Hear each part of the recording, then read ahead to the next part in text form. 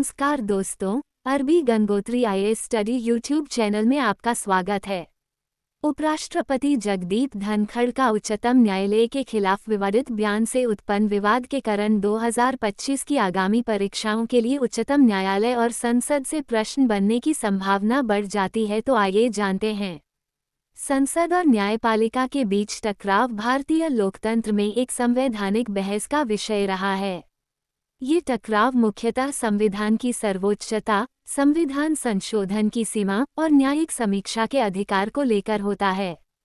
मुख्य कारण संसद और न्यायपालिका में टकराव के 1. संविधान संशोधन बनाम मूल संरचना बेसिक स्ट्रक्चर सिद्धांत। संसद अनुच्छेद 368 के तहत संविधान संशोधित कर सकती है, लेकिन सुप्रीम कोर्ट ने केशवानंद भारती केस 1973 में निर्णय दिया कि संसद संविधान की मूल संरचना को नहीं बदल सकती। ये निर्णय संसद की शक्ति पर सीमा निर्धारित करता है। 2. न्यायिक समीक्षा जुडिशियल रिव्यू। न्यायपालिका के पास संसद द्वारा बनाए गए कानूनों की वैधता की समीक्षा करने का अधिकार है। इससे संसद को लगता है कि न्यायपालिका उसकी सत्ता में हस्तक्षेप कर रही है। 3. न्यायिक सक्रियता जुडिशियल एक्टिविज्म।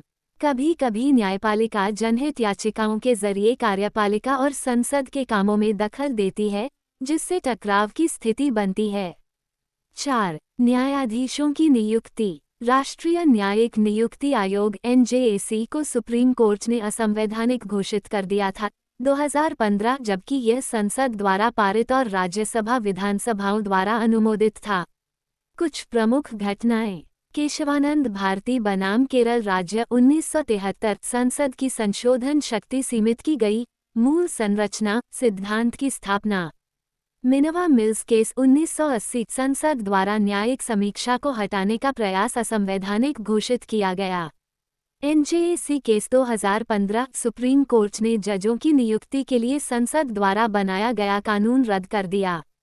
समाधान के प्रयास। तीनों अंगों विधायिका, कार्यपालिका, न्यायपालिका को संविधान के तहत अपनी अपनी सीमाओं में रहते हुए कार्य करना चाहिए।